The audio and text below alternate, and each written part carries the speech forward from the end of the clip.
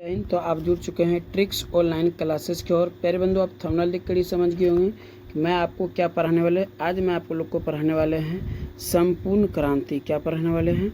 तो आपको आज देखिएगा संपूर्ण क्रांति पढ़ाने वाले। क्या पढ़ाने वाले हैं? तो संपूर्ण क्रांति आपको याद रखिएगा। संपूर्ण क्रांति। अब एक चीज़ को ध्यान से याद रखिएगा, क्रांति कहे तो आंदोलन। क्या कहे तो आंदोलन। जितनी भी आंदोलन हुआ है, जितनी भी क्रांति होता है किसी चीज़ के मांगे के लिए, तो आपको याद रखिए कि जितनी भी क्रांति होती है सभी में जय का नारा लगाया जाता है। जैसे देखते हैं कोई नेता आ रहा है, ठीक है ना, और नेता के लिए एक बड़ा जुलूस निकल गया हो, क्रांति एकदम छा गया हो नेता के लेकर के, इतना उसका लोगों को चाहने वाला हो, तो सबको देखिएगा उसमें जय का नारा लगाता है। किसका? तो जय का नारा लगाता है। मान लीजिए कोई घटना हो गया हो, जैसे मान लीजिए कि अपने भारतीय सैनिक को कोई पकड़ लिया, ठीक है, भगवान न करे ऐसा, भारतीय सैनिक को कोई पकड़ लिया, तो हम लोग क्या करते हैं कि जय का नारा लगाते हैं। और जो जय का नारा लगाते हैं, या तो हमारा भारत सैनिक को अच्छा करके आया तो हम अपने भारत सैनिक को बोलते हैं जय भारतीय, जय भारतीय, जय इंडियन। आने का मतलब क्या कहा जाए कि इतनी सी बड़ी बात को समझिए कि जब किसी चीज़ को क्रांति हुआ किसी चीज़ के लिए, तो उसमें जय का नारा लगाया जाता है। तो आपको याद रखिएगा। तो क्वेश्चन पूछ लेगा आपको क्वेश्चन पूछ लेगा कि संपूर्ण क्रांति, आपको क्वेश्चन पूछ लेगा कि संपूर्ण क्रांति, क्या पूछ लेगा? संपूर्ण क्रांति के रचनाकार कौन है या लेखक कौन है, ठीक है ना, लेखक कौन है या रचनाकार कौन है। तो आपको देखिएगा जितने भी क्रांति हुआ है सभी में जय का नारा लगाया है। तो जय आप प्रकाश इसमें लगा दीजिए। और जब प्रकाश होती है जय का नारा लगता है, और प्रकाश होती है तो आपको याद रखिएगा जय प्रकाश नारायण। तो क्या होगा? तो जयप्रकाश नारायण। संपूर्ण क्रांति पूछेगा रचनाकार, तो जयप्रकाश नारायण पूछेगा। रचनाकार का है तो संपूर्ण क्रांति के रचनाकार जयप्रकाश नारायण। अब उसका यदि जन्म की बात करें बंधु, आपको याद रखिएगा कि जन्म एक बार ऐसा हुआ था कि लगातार कथली जन्म और मृत्यु, जन्म मृत्यु ज़्यादातर क्वेश्चन पूछा था। तो जन्म की यदि बात पूछ ले तो आपको याद रखिएगा 11 अक्टूबर, आपको याद रखिएगा 11 अक्टूबर 1902 याद रखिएगा, ठीक है। तो जयप्रकाश नारायण के यदि जन्म की बात करें तो 11 अक्टूबर 1909, 11 अक्टूबर 1909 आपको याद रखें उसका जन्म हुआ था। अब यदि उसका मृत्यु की बात करें तो उसका मृत्यु हुआ था फिर बंधु, आपको याद रखेगा 18 अक्टूबर को। किसके? आप ध्यान से देखिए यहाँ पे कितनी बड़ी बात हुआ कि अक्टूबर में ही उसका जन्म हुआ और अक्टूबर में ही उसको मृत्यु हुआ। 11 अक्टूबर को उसका जन्म था और 8 अक्टूबर को उनकी मृत्यु हुआ। तो मृत्यु जो हुआ था 1879 ईस्वी में हुआ था, ठीक है, 1879 ईस्वी में था। आपको अक्टूबर दोनों मिलता है, ठीक है ना। तो जय प्रकाश, जो भी किसी के लिए जय की नारा लगाता है, जितनी भी क्रांति होती है सभी में जय की नारा लगाया जाता था। आपको जयप्रकाश नारायण आपको याद रखिएगा। आपको याद रखिएगा यदि उसका जन्म की बात करें तो अक्टूबर में ही हुआ था, यानी कि 11 अक्टूबर का उसका जन्म हुआ था। 11 अक्टूबर 1902 को उनका जन्म हुआ था। और मृत्यु की यदि बात करें तो 8 अक्टूबर 1969 को हुआ था, 1969 को हुआ था। ओके, अब क्वेश्चन पूछ ले, जन्म स्थान पूछ ले, ठीक है, स्थान पूछ ले, जन्म स्थान पूछ ले। आपको याद रखिएगा सीताब दियारा गांव में कहाँ हुआ था?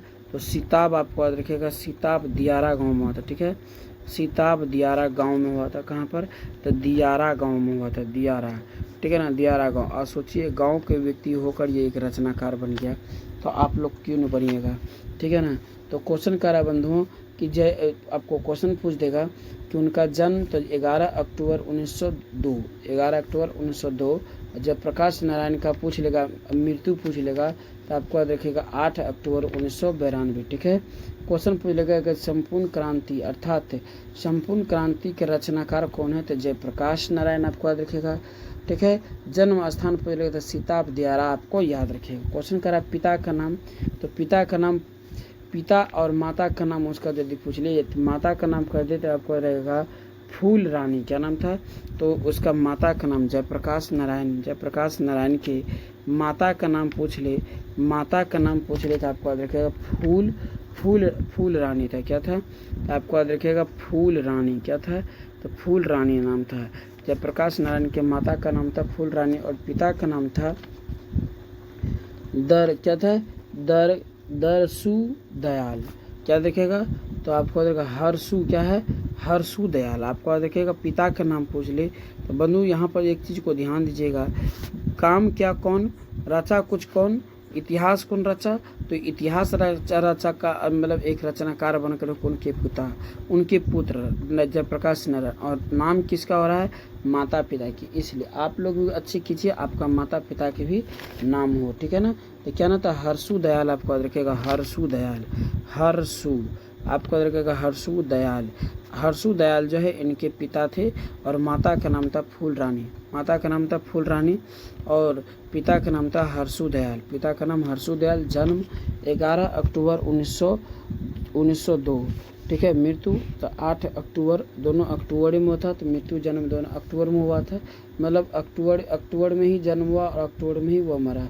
तो 11 अक्टूबर 1902 में उसका जन्म हुआ था और 8 अक्टूबर 1979 को उसका मृत्यु हुआ था। पिता का नाम उसका था हर्षु दयाल और माता का नाम था फूल रानी। क्या था, फूल रानी। ये बातों को याद रखिएगा। पत्नी का नाम था प्रभा देवी।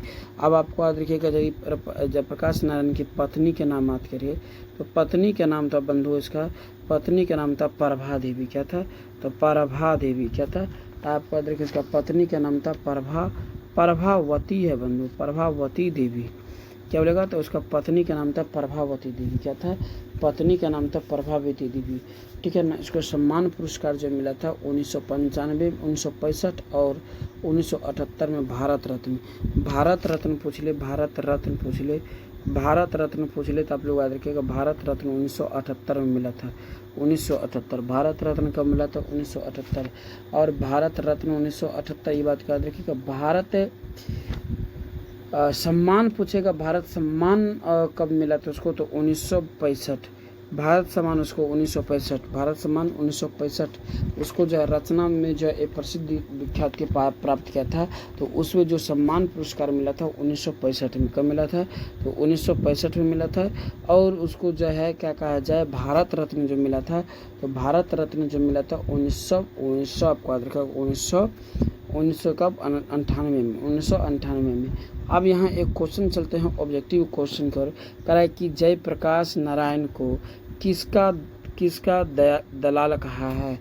तो आपको रखेगा जयप्रकाश नारायण को दलाल कहा अमेरिका का, किसका, तो जयप्रकाश नारायण को किसका दलाल कहा, तो अमेरिका का दलाल कहा है।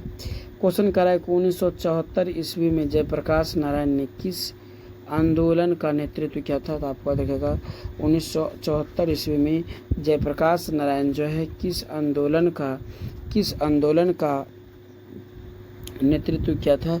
तो आपको देखिएगा 1974 ईस्वी में जयप्रकाश नारायण 1974 ईस्वी में जो है जयप्रकाश नारायण जो मतलब नेतृत्व किया था छात्र आंदोलन के, किसका, तो छात्र आंदोलन। आपको याद रखिए प्यारे बंधु, छात्र आंदोलन।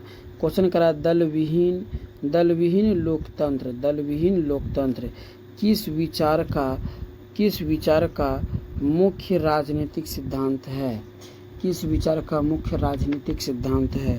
क्वेश्चन करा दल विहीन लोकतंत्र किस विचार का मुख्य राजनीतिक सिद्धांत है, मुख्य राजनीतिक सिद्धांत है।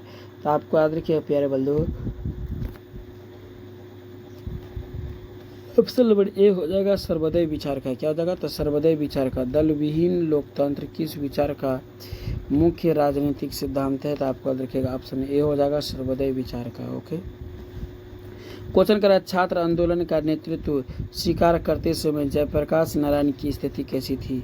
क्वेश्चन क्या करा बंधुओं कि छात्र आंदोलन का नेतृत्व को स्वीकार करते समय, छात्र आंदोलन के नेतृत्व को स्वीकार करते समय जयप्रकाश नारायण की स्थिति कैसी थी, जयप्रकाश नारायण की स्थिति कैसी थी। तो आपको याद रखिएगा जब जो है जयप्रकाश नारायण जो है छात्र आंदोलन का नेतृत्व कर रहा था, देख रेख कर रहा था, उस समय वो बुढ़ापा तो था ही, साथ साथ बेचारा बीमार भी था। तो आपको याद रखिएगा उसका स्थिति क्या था, तो बुढ़ापा और बीमारी था। ओके। अगले क्वेश्चन करा प्यारे बंधु, आपका अगले क्वेश्चन करा आपका अगला क्वेश्चन करा कि दल विहीन लोकतंत्र किसका मूल उद्देश्य है। क्वेश्चन करा है कि दल विहीन लोकतंत्र किसका मूल उद्देश्य है।